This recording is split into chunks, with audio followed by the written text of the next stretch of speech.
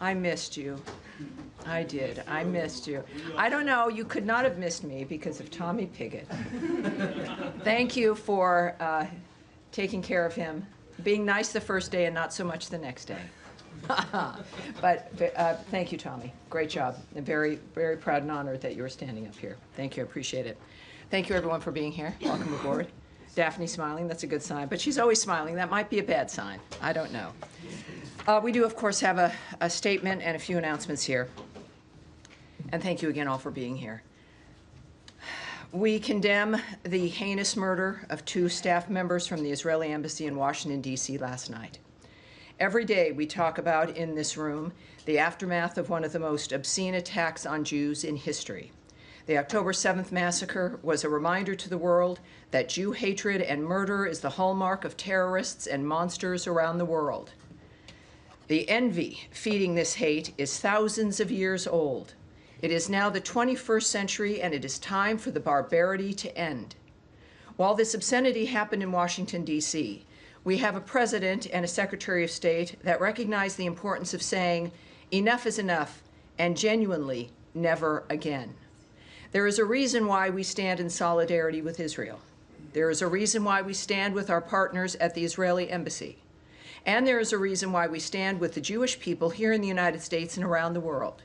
Because America has a history of not allowing the monsters among us to destroy life, the future, and everything that matters.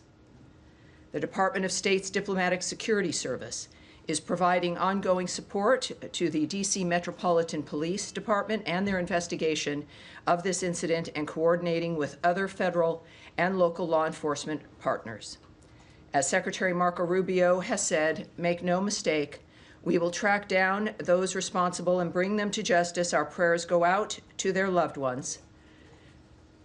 Sarah Milgram and Yaron Lashinsky. Sarah Milgram and Yaron Lashinsky. May their memory be a blessing. Now, on Capitol Hill this week, Secretary Rubio went before Congress to share how we are implementing President Trump's vision of an American first foreign policy. He made clear that America is back and that securing our borders, making communities safer, and combating criminal cartels are once again key priorities of our foreign policy. He also explained how the fiscal year 2026 budget request for the Department of State will enable the department to deliver on President Trump's foreign policy agenda that makes America safer, stronger, and more prosperous. The budget request in the State Department's reorganization will ensure our ability to respond to the challenges of the 21st century on behalf of the American people. And now finally, ahead of Memorial Day, which I know we're all looking forward to, I want to recognize and honor the Americans who gave their lives to defend our freedom. Their bravery, service, and sacrifice represent the very best of America. The heroes of this country would have preferred long, enjoyable, quiet lives, but instead they answered the call when we needed them the most. Every day that we simply enjoy is due to the sacrifice of the men and women who died on the field. We will never forget those who've given all to defend our country, our way of life, and the American people. God bless all who have served and are serving our nation. And now, ready for your questions? Daphne, yes, ma'am. Following the shooting last night, are U.S. embassies on any sort of special alert or thinking about any change in posture?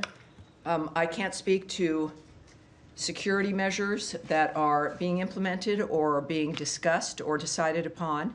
What I did note in my topper is that, in fact, we are working certainly with the D.C. Metropolitan Police and the security of this building, of American diplomats, of diplomats throughout this city, is of paramount importance to the United States of America. We act on that every single day, and certainly we're continuing to do that today and in the days that come as well. And has Secretary Rubio had any conversations with Israeli officials or the Israeli ambassador today? I can't remark on the specifics of any conversations that have been had, but I know that, of course, you've seen his messages, the tweets, and of course we will hear, no doubt, again soon about the nature of what's transpiring. But I can tell you that He is, as all of us are, is heartbroken. We're all affected by this. It is something we deal with, in a sense, of course, every day. This administration, the secretary's work, the president's work, and often I don't know how they do it. I have maybe 40, 45 minutes with you guys twice a week, and these are issues that are existential all the time. And I know that, again, my work is made easier because I know the people running this country care about life and about the condition of our lives. And so that's the most I can say, separate from certainly specifics of who they're speaking with. All right. Yes, Andrea Mitchell. Hi, thank you very much. A couple of questions about South Africa and also Sudan, if you don't mind. In South Africa, the State Department is empowered legally with deciding when a genocide exists. Has there been an investigation that supports any such contention? Because there is no credible evidence from any authority on the ground there, in their government, in NGOs, or elsewhere that we can find to support an allegation of genocide, that white farmers are at all as disadvantaged as the crime wave there, that is a problem against blacks in much greater numbers, and proportionally even in greater numbers than whites. The fact checkers have shown that the white crosses were put up as a protest against the criminal movement and against the death of the farmers. The crosses and the burial were all part of a protest against the criminality, not as described.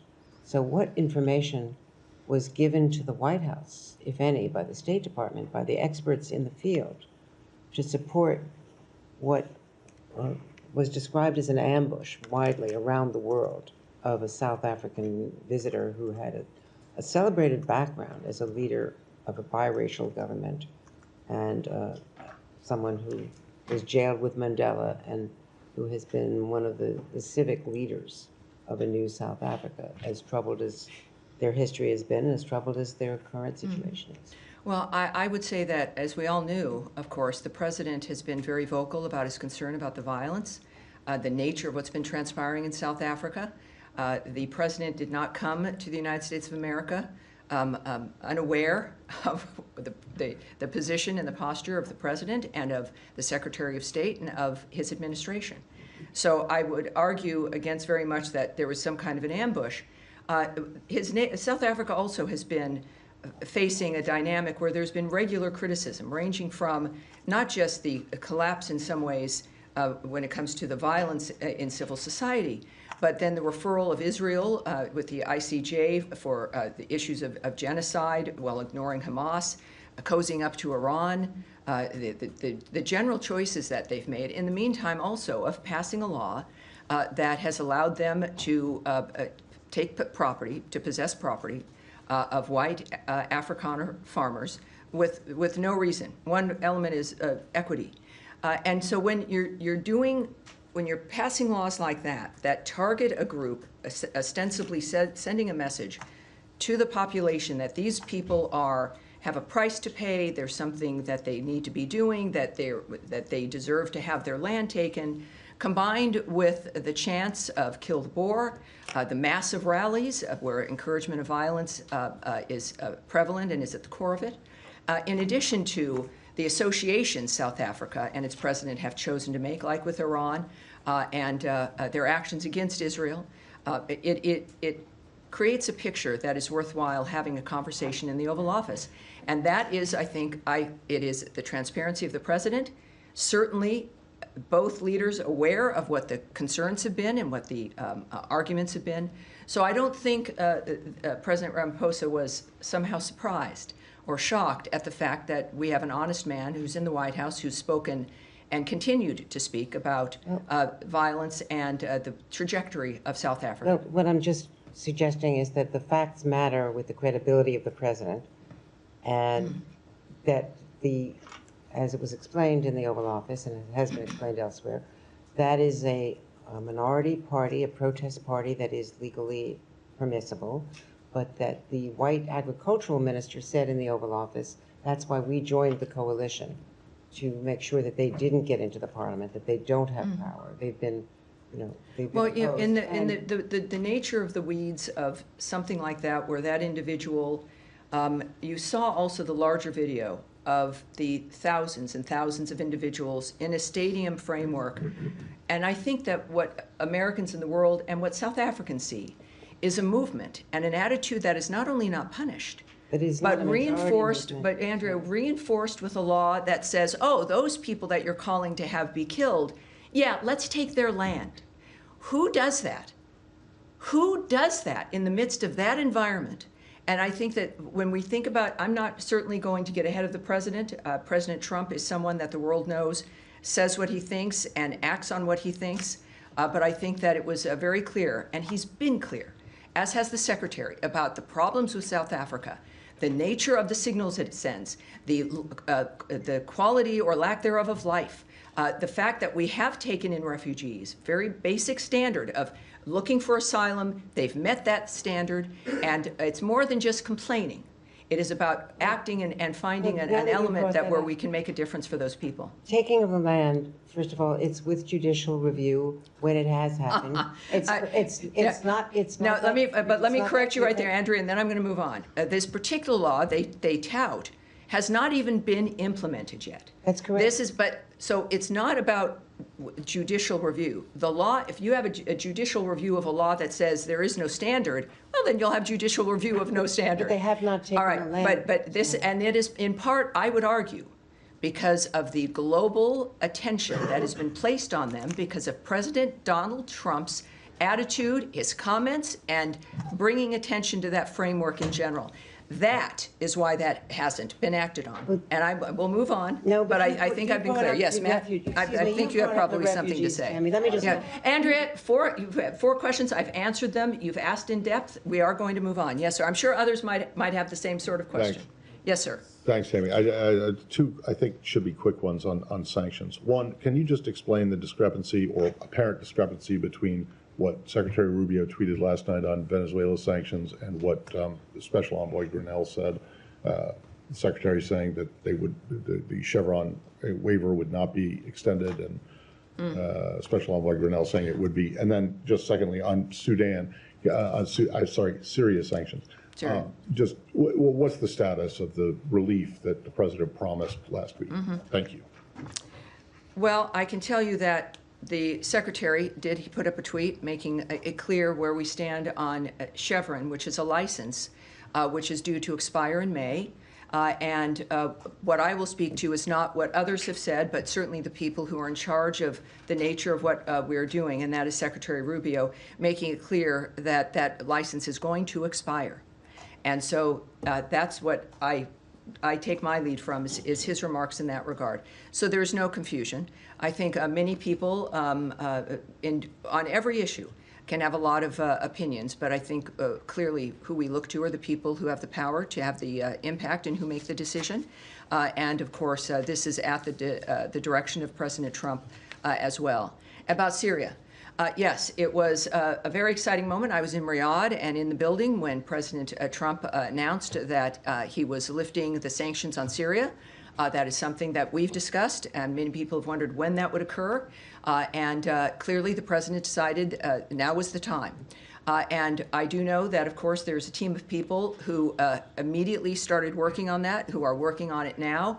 There is, of course, it's worth noting that the president has some powers in the nature of what can get done, but sanctions are administered through different departments in this country.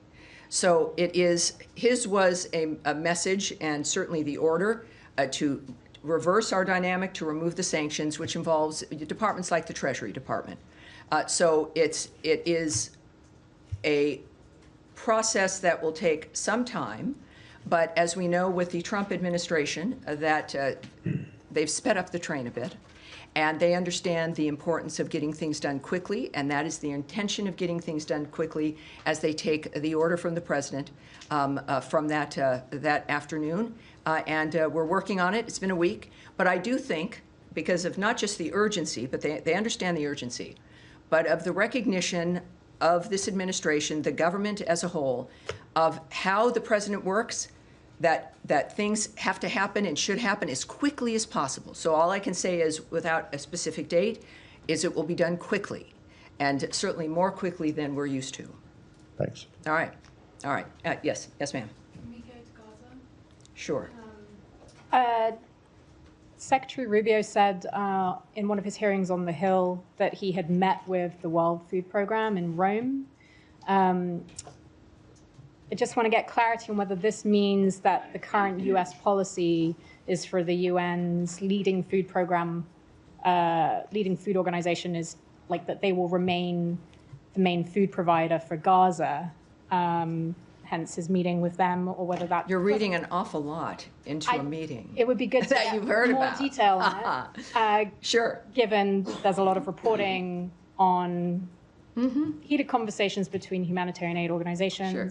discussion over this new Gaza Humanitarian Foundation, and I've got one more after that. Sure. Well, Secretary Rubio visited with Cindy McCain, who leads that program. And he doesn't visit personally to shut something down. It was, from what I know, a very good meeting.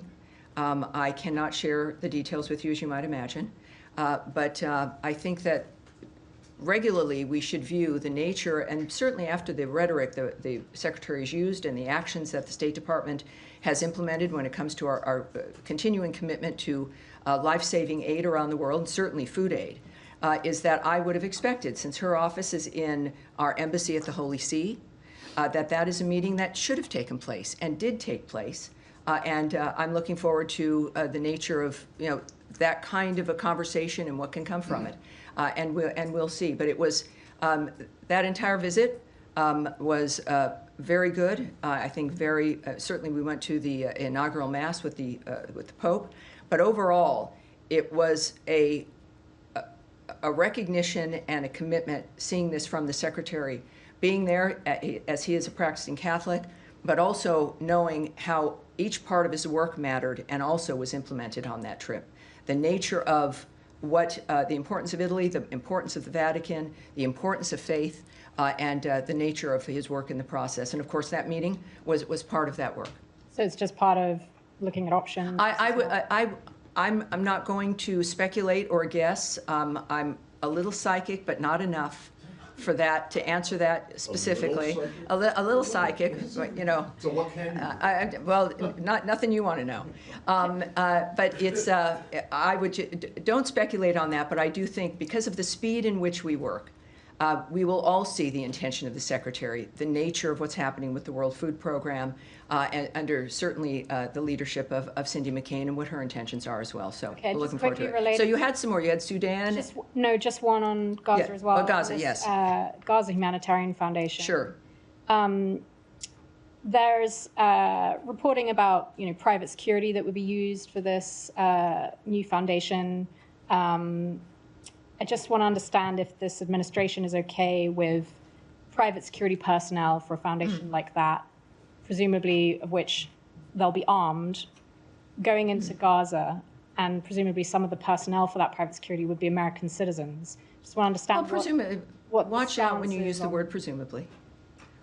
Watch out. I mean, looking at other private security firms and what they do, and some of us Well, work I for think them. that, yes, it's good that you're concerned about security. We all are. And that's been one of the problems we've had with Gaza, is the ability to move food aid and medical aid through an arena that is not thinking as you think. They are not concerned about safety. It is about terrorists who've been keeping food aid and medical aid from the people of Gaza. And that has impacted our ability to move all that aid, the aid that we've wanted to move through, that we would do only when it was safe to do so. So our concern has been constantly about safety and what we could achieve in that environment. That's the point of ceasefires, is to have safety. So I would, with that being a standard, that we will support having things move in if it can be safe, that having a security service is important. I think we all would agree. I won't get into the details of how it's being managed, but because that's the Gaza Humanitarian Foundation, which is private and operates on its own. But clearly, when it comes to what one of our core elements was, which is that we support all of this, if it can be moved in safely and securely and without falling into the hands of terrorists and the people who are causing death and destruction in that area. It seems like they've structured something that can manage that is the equivalent of something that we can all agree on, and they're moving forward. So that's the story, is that we've been able to do it, we being humanity, that it's something that all of us have wanted to see, which is a movement of aid. If they use private security, you need to call them. When we speak about private security, what I look at as the story is that we've managed or expect to manage a security that gets food and medicine to the people who all of you have wondered about whether or not they're going to get it. That's my story, and that's the story of humanity and the people of the Gaza Strip. Yes, sir. On Iran, Mr. Witkoff is meeting with Mr. Arakchi tomorrow in Rome.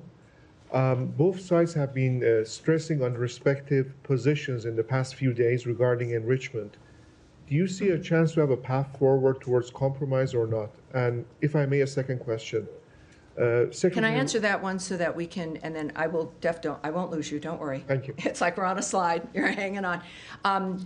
Yes, what I can say is that we've made it clear on every project we're working on, certainly including Russia and Ukraine, that our involvement is really because we feel we can make a difference, and that's why we do it.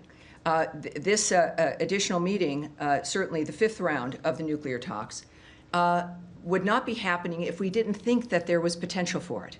And so I would say that clearly we believe that we are going to succeed. We've also been very clear on some basic things, like they're not going to have a nuclear weapon. They've been very clear, most of our leaders have been, who've spoken on it, that this is about no enrichment, and the Iranians are at that table. So they also understand what our position is, and they continue to go. So we feel something's good enough for us to continue this work. Second Yes, sir. question. Secretary Rubio this week at the Senate Foreign Relations Committee said that the past four meetings have been focused on enrichment only. So other issues like Iran's support for the proxies, which is like a concern for the regional countries, are those issues going to be discussed later on, or are they going to be part of another round of discussions? Well, I'm not, again, part of the negotiating team, won't discuss what might be the plan. But just like an issue of needing a ceasefire before you discuss what the land is going to look like and what the nations are going to be doing after the fact, there's points that you have to get to before you discuss elements that might not even be a factor if you can't get to the bright line that allows us to move forward. And that bright line has been enrichment, certainly not getting a nuclear bomb, and those things have to be addressed. I say this because that's what I've seen them do, and being very specific, which is fabulous because nobody's guessing at what the goal is. But of course, considering the generational issues involved, this is, and the president has said this about everything he's worked on, with the generational issues involved, that these cannot be solutions that last 6 months or are able to be broken in 18 months, or in 3 years, you know, your 15-year-old is suddenly pulled into a war because now they're 18. That these have got to be enduring, fundamentally changing arrangements that only Donald Trump can bring because of the nature of his attitude, his vision, and because of the support of the American people understanding that this was a factor. So I would say, well, I'm not going to go on from that. I think that'll be it. Yes, but yes, go ahead. Hi there. The U.S. sent some migrants to Djibouti, and I'm wondering, are you in negotiations with Djibouti to accept these people, or are you still trying to get them to South Sudan, who say they won't take third country nationals? What's the State Department's role in this? Well, we know that, of course, the Secretary's been very open about the fact that we are negotiating with a number of countries to facilitate the deportation of people who are here in this country illegally. I can say also, as the Secretary has noted, that we remain unwavering in our commitment to end illegal and mass migration and bolster America's border security. I won't discuss the diplomatic conversations, which clearly is part of this framework, with specific countries here.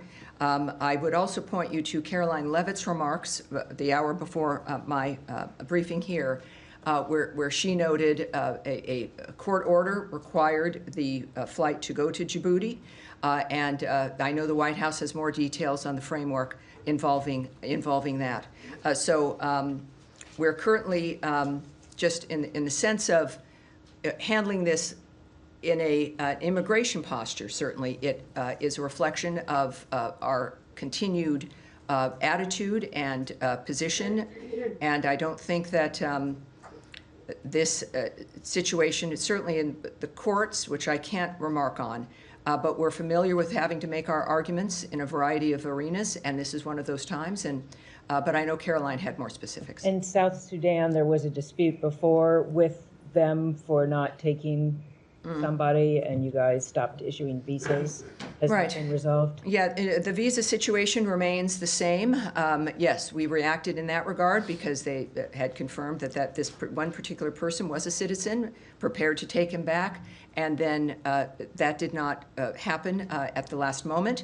And so our response was, when you're having a diplomatic negotiation with a country, you're going to respond to certain situations. We can say that in the midst of that, in the aftermath, our posture on visas and all of that has not changed, and we've noted, of course, regularly that we monitor their behavior, their attitudes, which of course continues to matter to us.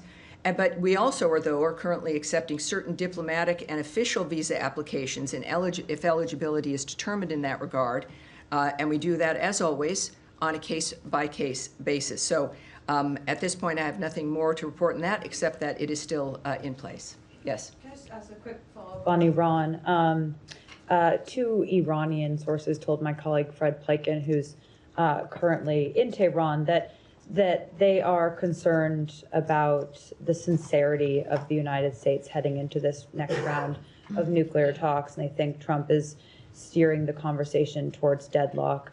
Obviously, the administration has said that they want an Iran nuclear deal, but is there anything you can shed light on in terms of the dialogue between the two sides that might be causing unnamed Iranian sources to tell us this? Unnamed Iranian sources? No, it's not. That doesn't interest me. It's gossip at that rate. Certainly when we have, and we've said repeatedly, to not discuss this in the media because it makes things harder. Everybody has an interest in all of our negotiations doing well. Some people don't have an interest in that. And that's where you get unnamed sources from, I don't know if there's an Iranian National Enquirer, maybe there is, but that's not something that I'm going to take seriously. What is the story and what matters is that everyone is at the table in Rome. And what is the intention of Steve Witkoff going into the talks? Well, it's very clear what I've also just said a little earlier, and we've said in multiple briefings. The goal is to end the inability for them to have a nuclear weapon, to change and end the enrichment of their nuclear program and the intentions of that nuclear program. So it's a significant structural change in what Iran thinks it's going to be doing, and that's the negotiations. I think they've been very clear about what the intentions are. And just one follow-up on a different topic, but this is just coming out now from Oh, not another one. Homeland Security. No, don't Not worry. another one. Not like last time. Okay, good. But Homeland Security Secretary Kristi Noem says that DHS is now terminating Harvard's ability to allow any foreign students to enroll in the university, saying in a statement that the administration is holding Harvard accountable for fostering violence, anti-Semitism, and coordinating with the Chinese Communist Party.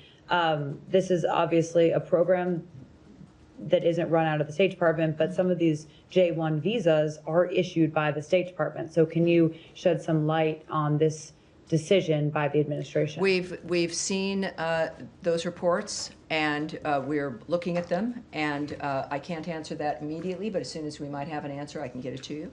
I'm sure that when we get our answer, we'll get it to everybody. But yeah, so I've seen those reports, and I would also refer you, of course, to DHS and to Secretary Noem, who might have more details, more answers for you. Saeed, nice to see you again. I hope it's nice to see you. Thank you. I appreciate it. Okay, yes, sir. Two quick follow-ups, one on Andrea. Yes. On South Africa, and then one on Gaza. Sure. On South Africa, you said that the president was also influenced by what South Africa has done in terms of referring, its role. Well, I said we all with have been. ICC. We all have been, yes. Yeah, well, its role with the package. ICC. Yes. Just to clarify that. So he was, because South Africa referred Israel to the ICC? Well, I did not say for a specific event Right, that I'm that just- influenced him. I don't speak, you know, President Trump is a very clear man. No one has to wonder his position. But I think for all of us who've been looking at the condition of South Africa, it's never just one thing, is it? It's a number of things. I'll finish. I know you might not be liking my answer, but I'll finish. Saeed, it is a series of things that point to the intention of an administration or of a regime, and it is usually consistent. So if you're wondering about the nature of why it matters that people are at a huge stadium shouting "Kill the Boer," which are for those at home, the Dutch descendants of settlers of South Africa, and who are white farmers, combined then with the government that says, oh, we reject that, they're not part of our government, but then pass a law that allows the government to take the property of those very same people simply because they're white farmers. So that speaks to the intention of a regime, in addition to their behavior with other nations, their foreign policy, how they would view the victims of October 7th, the Jews, as those who should be referred to a criminal court versus Hamas, in addition to having a rather cozy relationship with Iran.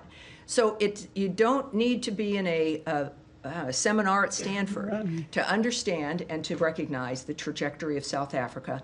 That is the argument for those who are looking at that, again, beyond one issue. And I think those issues speak quite loudly. And very quickly on Gaza. Yes. Now, the Israelis are saying they allowed maybe 6 trucks or 9 trucks, we don't know. And international agencies say no trucks were allowed in. Could you clarify if you have the information? Have any trucks been allowed in? The number of trucks, if you know the number, and so on? And what's next in terms of figures and numbers? Well, I won't share numbers with you, but what I can tell you, and you know this, having covered this situation, Right. that Israel's been honest about the nature of what it's been doing and why, as it fights for its security and in its own defense. There's, if you're getting a report from Israel about the nature of what has moved into the region, I would suggest that you should take that report seriously. I think that everyone knows that the eyes of the world are on that region, and at the same time, the story is, what I would argue, is, as opposed to the numbers, is the fact that aid is moving in to Gaza. And it's interesting to me, Saeed, that is something that I've talked with you, and we've even had some sort of fights about. And that isn't something that has been recognized, but I'll do that recognizing, and that's what the real story is. Yes, sir, in the back. Yeah, thank you, Tammy. Kurdish delegation led by KRG Prime Minister Masoud Barzani is in town. They have signed 2 energy deals with the U.S. companies valued at $110 billion US. These 2 deals have been rejected by the Iraqi government. I'm wondering if you have any comments and reaction to that. And do you have anything to share with us about his scheduled meeting with Secretary Rubio tomorrow?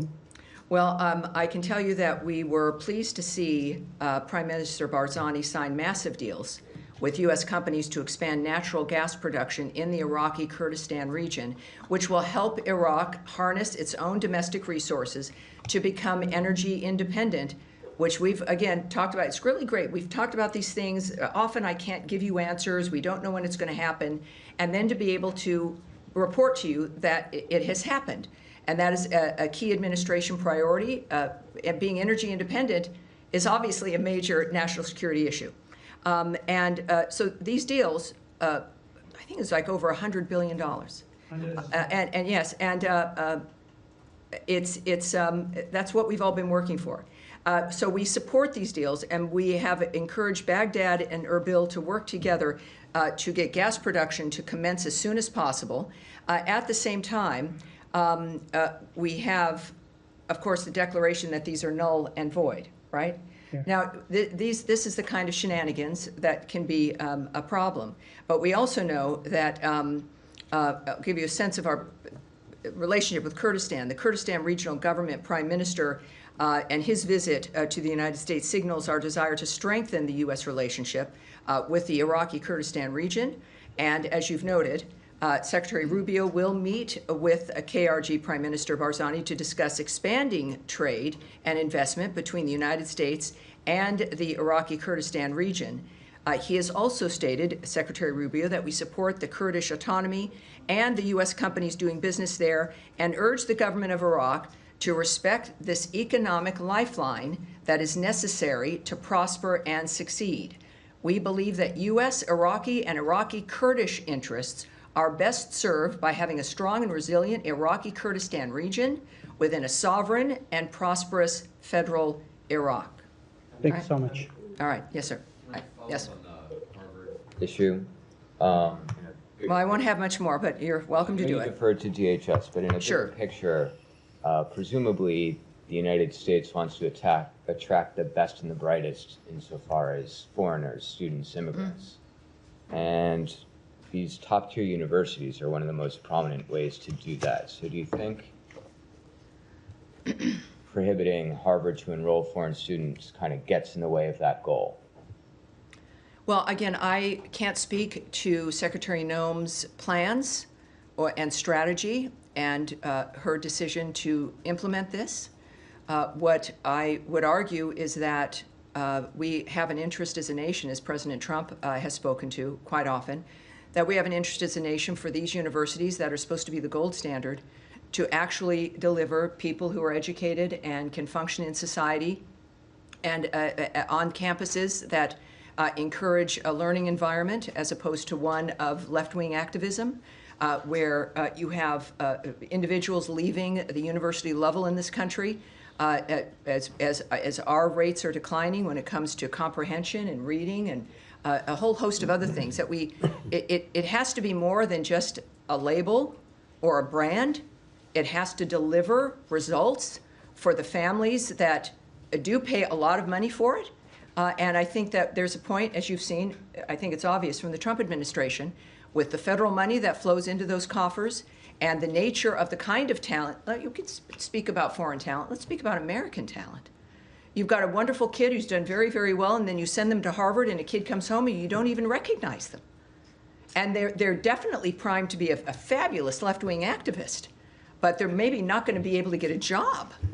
And so, this is a recognition and movement that universities around this country are recognizing that American families have standards. We spend money so our children can be educated in the normal function of life. And we get kids back who have not received the kind of education we expected. COVID highlighted this for many of us. But I think that this opens up a conversation, as it should, between the federal government and the universities that we rely on and have been proud of, that we deserve to be proud of them again. And if we're going to speak about who we rely on for the best and the brightest, there's plenty of American kids who also deserve to be taken seriously. And I believe that we can handle all of them properly. Yes, sir. Thanks very much. My question is on U.S.-India relations. Secretary of State Marco Rubio and President Trump both are very famous in India.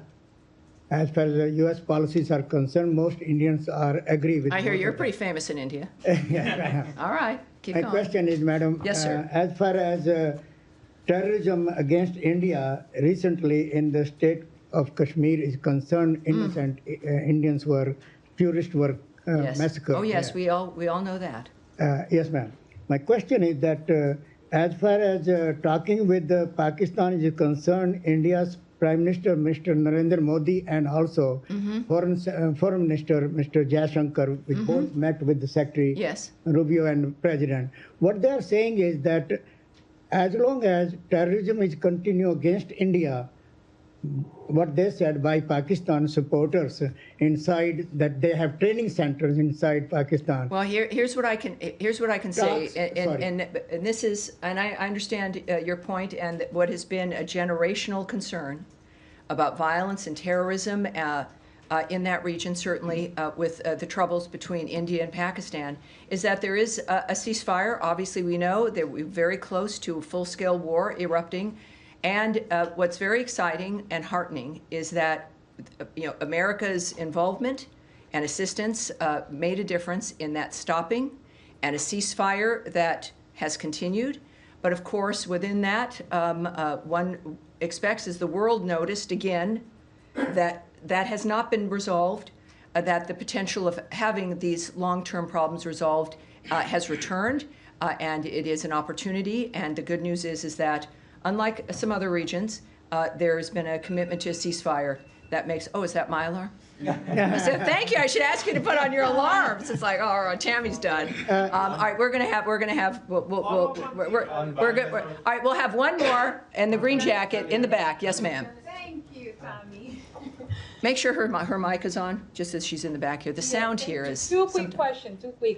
Do you have any update on the peace deal agreement between Rwanda and the Democratic Republic of Congo, when we will see this peace deal signed? And also, can you tell us if both President Ramaphosa of South Africa and President Trump finally managed to overcome the difference, and we will see United States and South Africa working together? Well, I'll answer that one first. I think the meeting with the South African president in the Oval Office speaks to President Trump's generosity.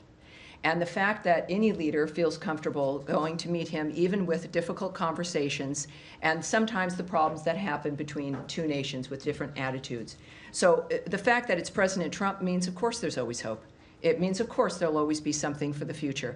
And speaking of the DRC and Rwanda, another very good example of something that has been a generational issue, that we are, again, it's a long process, but they are taking the steps that we've asked of them to take. And that's also very promising.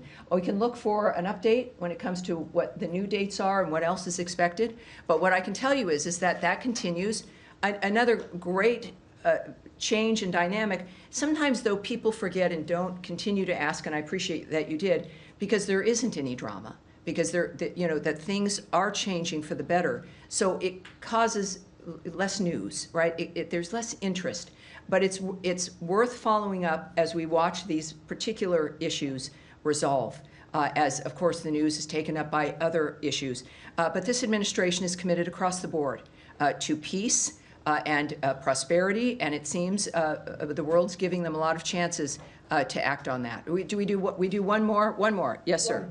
My Italian friend right there. Two more. Yeah, thank you. Well, yeah, indeed, one is on about Italy. Actually, the Vatican. So I was there. Beautiful place. Beautiful place. Very moving. And there was also some conversation with Parolin, which is the Vatican Secretary of State. So, are we seeing those conversations because we also have an American Pope that can actually better deal with our president? And how close are we to actually the negotiation at the Vatican? And then I have a second question on Russia. Yes, obviously the condition of the world existed before our new Pope Leo. I'm not a Catholic, but I'm very moved by the nature of that faith, and it was just a beautiful experience to be there. But I can tell you that, of course, the plans and the conversations with the Pope himself and certainly other leaders there was important. It always would be. If you're going to be in Italy for any reason and you're the leader of the free world, the Secretary of State of the free world, you want to meet with these people. This is why they're in their positions, is for that reason. So I think that's it's not because Pope Leo is an American. However, it's pretty terrific, and it's a reminder that your commitment and your faith, and it can lead you anywhere. And so we, of course, pray for him success as he moves forward with his duties. And the rest of your question was? I have a question about Russia. I mean, not about Russia. I'm so sorry. Good. About the different approach they were seeing from this administration when it comes to diplomacy. We saw with yesterday with the South Africa, and then with Zelensky. Well, and I think you're seeing. I would go as this will be the last answer here. Is that we're seeing different envoys, different styles, ambassadors, the Secretary of State, the President on the phone, because you have to do that when you're not simply setting up meetings every 3, 4, or 6 weeks. That you're having meetings to make specific steps and have specific progress and deadlines because you're a business person and you know what's possible, or you know humanity and you know it's possible. When he says we need to have new ideas for Gaza, as an example, he really means that for everything, for how we conduct diplomacy. The Secretary, of course, is on board with that. It's natural for him. Traditional diplomacy, going, talking, getting deliverables, making sure the relationship is active and alive. And that is how you bond, you make friends, and your relationships with other countries are better. So the Secretary operates in that fashion, but yes, there's a huge difference in that we are on, well, certainly we have now, what, 3.5 years? You have people who want to make a difference.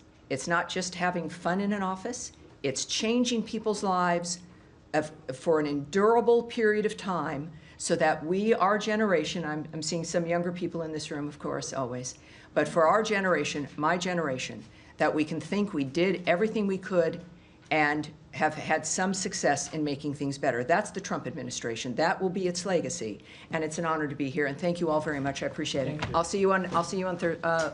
What is today? I'll see you on Tuesday. You know, the trip, it's like, oh my gosh. I thought I was waking up in a hotel today, but I wasn't. Thank you, guys. Thank you. Great to see you. Appreciate it. Oh, here comes Matt Lee.